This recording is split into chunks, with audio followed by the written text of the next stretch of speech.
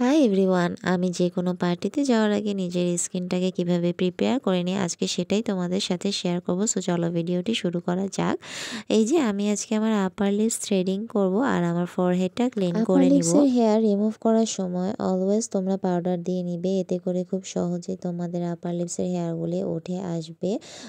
আর আপার lips hair আমি সবসময় remove করি না, যখন কোনো পার্টি থাকে বা কোনো অকেশন থাকে তখনই সেটা রিমুভ করি, এতে করে মেকআপটা খুব সুন্দরভাবে বসে স্কিনে। আমার ফোরহেডেও সেম, ফোরহেডটাও অলওয়েজ করি না, যখন কোনো পার্টি থাকে বা অকেশন থাকে তখনই আমি ফোরহেডটা ক্লিন করে নিই।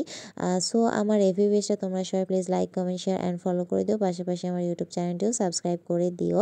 এই যে দেখো, এই যে ঠোঁটের উপর যে জায়গাটা, এটা খুবই সেন্সিটিভ, কিন্তু এটা খুব সাবধানতার সাথে করতে হবে, না হলে এটা কিন্তু কেটে যাবে। যেভাবে আস্তে আস্তে করে করতে হবে, এখানে তাড়াহুড়া করা যাবে না। আমার আপার লিপস থ্রেডিং করা শেষ, এখন আমি আমার ফোরহেডটা ক্লিন করে নিব। ক্লিন করার জন্য আমি সবসময় এরকম একটা ফেশিয়াল রেজার ইউজ করি। ফেশিয়াল রেজারটা ইউজ করার আগে অবশ্যই এটাকে হেক্সাজল বা স্যাভলন দিয়ে তোমরা আগে একটু ক্লিন করে নিবে।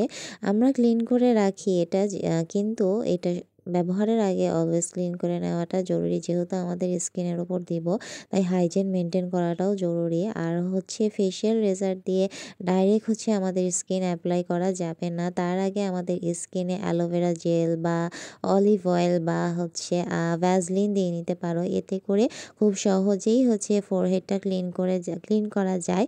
আমি সাজেস্ট করব তোমাদেরকে যে অ্যালোভেরা জেল বা ভ্যাসলিন দিয়েই তোমাদের ফোরহেডটা ক্লিন করা।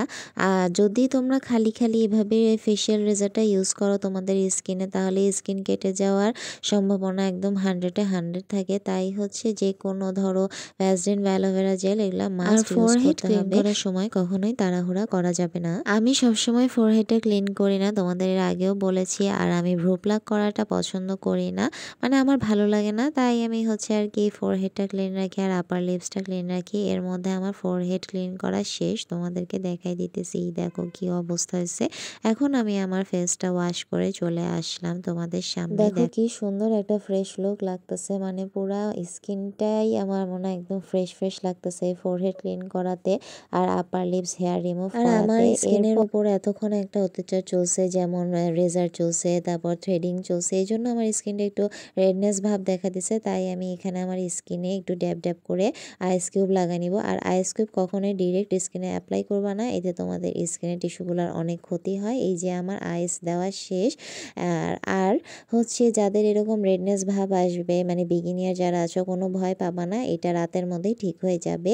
সো এটা নিয়ে টেনশনের কিছুই নেই। আর যেদিন আমি আমার আপার লিপস থ্রেডিং করি আর আমার ফোরহেডটা ক্লিন করি, সেদিন সকালে আমি মমতাজের মিল্ক স্ক্রাবটা দিয়ে আমার স্কিন ফেসটা স্ক্রাবিং করি। আর এই চন্দনের মাসাজ ক্রিমটা দিয়ে আমার স্কিন মাসাজ করি। সো আজকের মতো এখানেই, বাই বাই, আল্লাহ হাফিজ।